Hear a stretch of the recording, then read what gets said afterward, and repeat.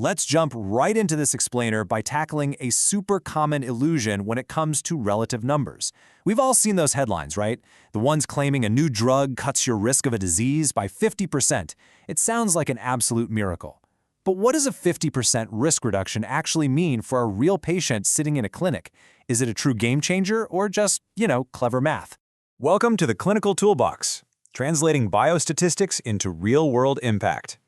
Today, we're demystifying clinical biostatistics and breaking down how medical data is actually interpreted in reality, moving way past those flashy headlines to get to the truth.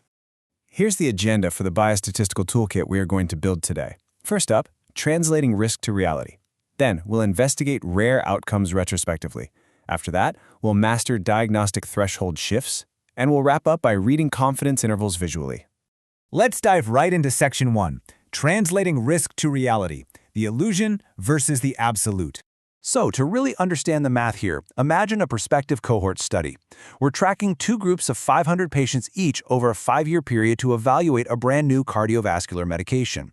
In our placebo control group, 50 patients unfortunately suffer a stroke. That establishes a baseline risk of 10%. But in the active treatment group, only 25 patients suffer a stroke. This gives us an experimental risk of 5%. Now, this is where we see the stark contrast between the illusion of relative risk and the actual boots-on-the-ground reality. If you take that experimental risk of 5% and divide it by the baseline risk of 10%, you get 0.50. That's your massive 50% relative risk reduction. Sounds incredible, right? But to understand the true clinical efficiency, we have to calculate the absolute risk reduction. We do that simply by subtracting the experimental risk from the baseline risk. 10 minus 5 reveals an absolute difference of exactly 5%. And that 5% absolute difference leads us directly to a really vital metric, the number needed to treat. This is literally just the direct mathematical inverse of our absolute difference. So dividing 1 by 0.05 reveals a number needed to treat of 20. Think about what that actually means in practice. A clinician has to treat 20 patients with this specific medication for 5 whole years just to prevent one single additional stroke. That right there is your accurate measure of the intervention's real-world utility. Moving right along to Section 2, Investigating Rare Outcomes Retrospectively using the Case Control Framework. So how does our analytical framework completely change when we're investigating something that's, rare?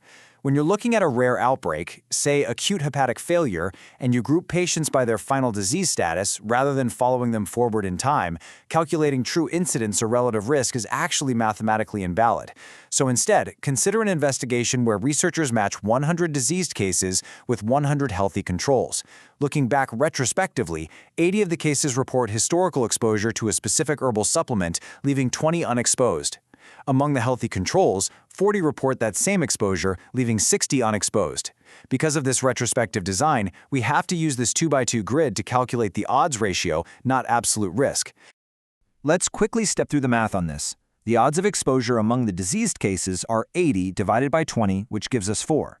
For the healthy controls, the odds are 40 divided by 60, which is 0.67. To get our final odds ratio, we just divide the case odds of 4 by the control odds of 0.67, landing us at a final odds ratio of approximately 6.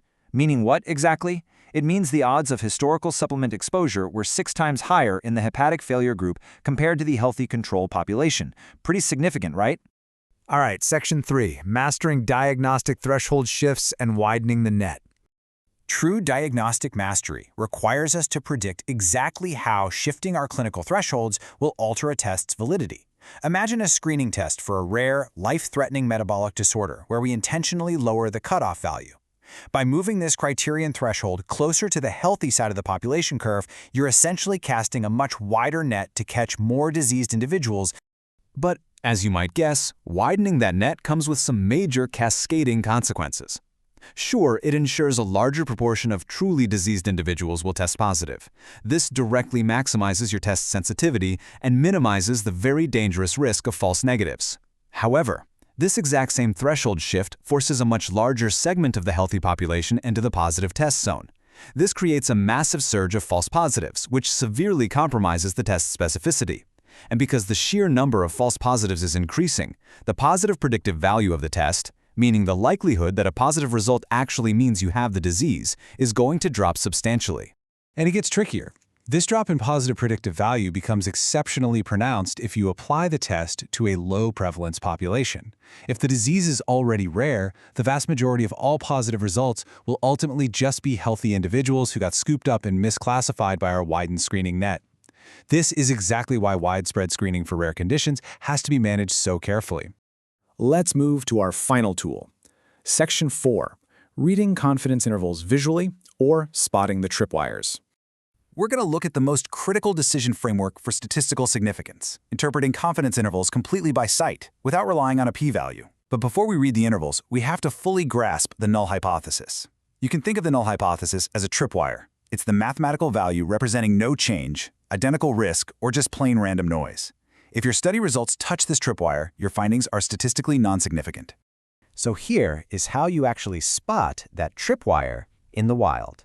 For any metric structured as a ratio, we're talking relative risk, odds ratios, or hazard ratios, the mathematical value of 1.0 represents the null hypothesis, meaning the risk is identical between both groups. If your 95% confidence interval includes 1.0 anywhere within its boundaries, the finding is random noise. The intervention failed. On the flip side, for any metric structured as an absolute difference, like absolute risk reduction or mean difference, the null tripwire is simply 0. If a confidence interval for an absolute difference contains 0, once again, the intervention has failed to demonstrate a statistically significant effect. I want to leave you with this final thought to apply the very next time you read a clinical trial or see a medical headline. If a clinical study boasts a massive relative success, but the absolute difference crosses the null or results in a number needed to treat of something absurd like 2,000, is it actually changing medicine or just playing with numbers? Always check if the math truly translates to absolute real-world utility. Thanks for joining me for this explainer, and we'll see you next time.